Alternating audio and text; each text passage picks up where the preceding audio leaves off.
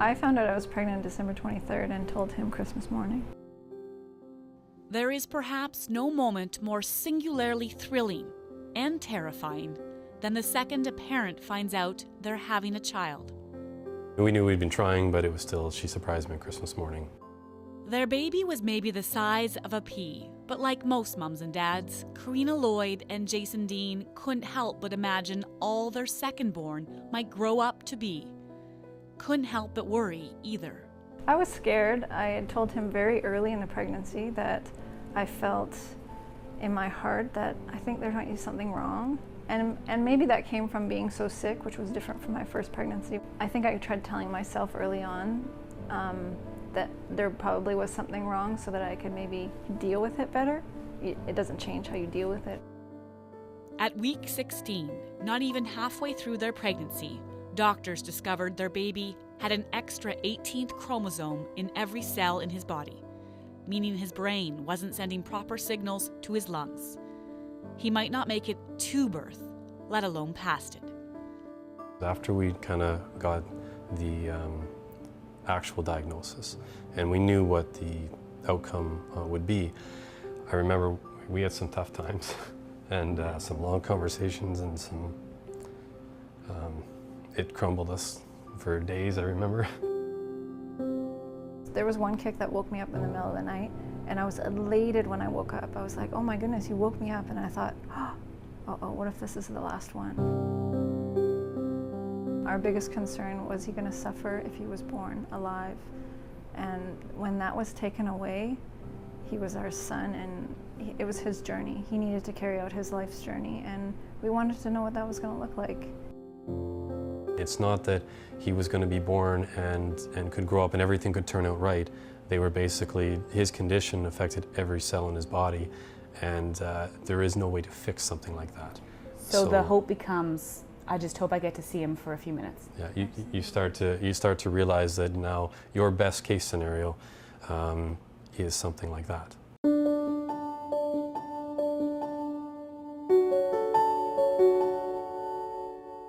So they found out the sex, named their baby boy Riker, and hoped for those minutes. Riker means strong, hardy, power. I think we did eventually come to that realization that, well, this is all the time we have. So we have a choice. We can either spend it crying and being sad, or we can say, you know what, there's going to be time for that. Right now, he's with us. So we started making memories, and we started going to our favorite place to have lunch. And we started making memories saying that we're bringing him with us, and he's getting to have lunch with us. They documented every outing, every ultrasound, and researched all their possibilities, not just for his life, but how they wanted to remember Riker in death. I fell upon Now I Lay Me Down to Sleep in a storyline. She contacted us right away because she knew that she wanted to have as much as she could to remember him. Now I Lay Me Down to Sleep is an international organization of photographers who volunteer their time to try and turn moments of sorrow, of confusion, of unimaginable loss into something memorable. It validates their baby's life. It's cherished moments and memories forever that they'll have. It's very important, I believe, for their grieving process. Photographers are often introduced to families in hospital rooms after a child has passed. In Riker's case, Jennifer Tower was brought into the picture months before. While the free service has been around for decades, talking about babies taken too soon, let alone photographing them, is still seen by some as taboo. But for thousands of families, it's all they've got. They just have that moment.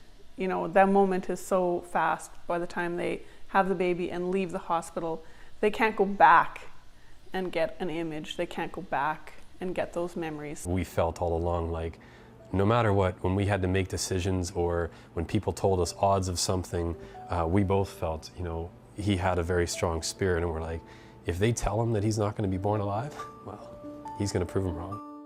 On August 22nd, the same day doctors said they'd have to induce, contractions started. Riker arrived a few hours later.